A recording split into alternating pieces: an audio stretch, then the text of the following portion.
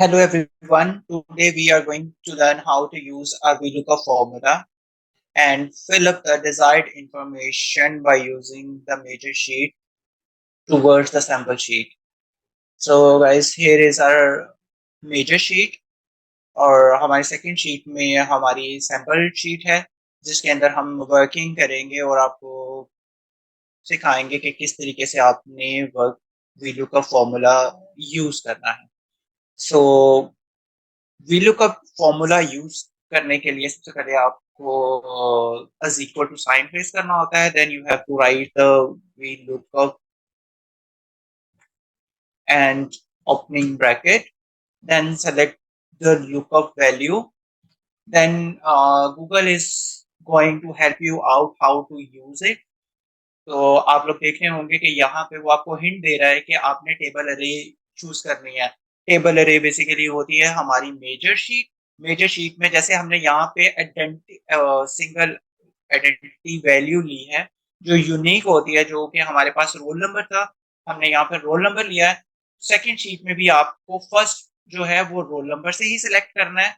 Then you have to drag it to the desired value. जैसे कि हमने father's name लेना था तो हमें थर्ड कॉलम तक इसको ड्रैग किया है।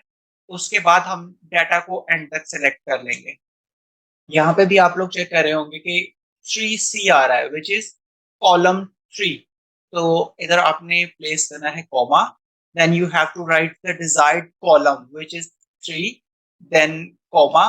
और यहाँ पे देखिए कि वो दे रहा है अप्रोक्सीमेट मैच या फॉल्स एग्जैक्ट मैच। तो हमें यहाँ पे एग्जैक्ट मैच है क्योंकि हमारे पास यूनिक आइडेंटिफिकेशन वैल्यू है जो कि रोल नंबर है स्टूडेंट्स के। तो हम यहाँ पे either we have to select the false and then bracket close. तो आप लोग देखेंगे यहाँ पे फादर नेम डिस्प्ले हो गया और इसी को ही आप ड्रैग भी कर सकते हैं।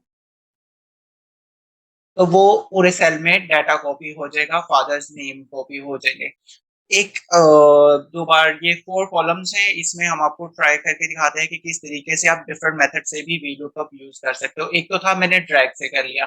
Then by using VLOOKUP formula you have to write as equal to sign, then VLOOKUP or bracket opening, then select the lookup value, move towards the middle sheet, select the अब हम लोग select कर रहे हैं student CNIC which is in the column 4। select all data from the column 4। और यहाँ भी आप लोग देख रहे होंगे कि हमारे पास hint आ रहा है।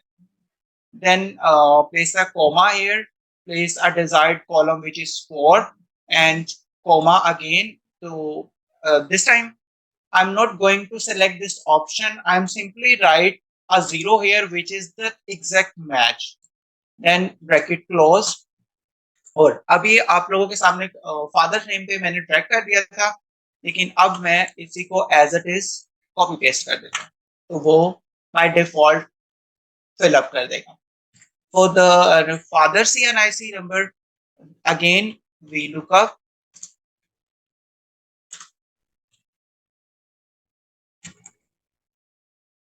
desired unique cell table array, then I'm going to check which is in the 5 cell, comma 5, comma 0, then this।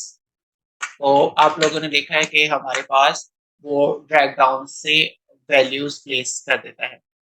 इससे फर्क नहीं पड़ता कि आपका फॉर्मूला में वो कैपिटल लेटर्स के साथ है या लुकअप स्मॉल के साथ है, उससे कोई फर्क नहीं पड़ता। लेकिन आपका सिर्फ ये बताना होता है कि आपका फॉर्मूला ठीक लगे। Is equal to VLOOKUP bracket open, then select a lookup value. Hope guys ये वीडियो आपके लिए हेल्पफुल रही होगी और अगर कोई क्वेश्चन है तो आप पूछ सकते हैं। Thank you so much. इसी तरीके से आप और भी मेजर शीट्स के साथ डाटा रिकंसाइल कर सकते हैं। और लेकिन VLOOKUP के लिए आपको कोई यूनिक आइडेंटिटी चाहिए होती है, जिस तरह हमने इस शीट के अंदर लिया है रोल नंबर। आप लोग CNICs भी ले सकते हैं। कोई यूनिक आइडेंटिटी चाहिए होती है जिसे हम लुकअप वैल्यू कहते हैं।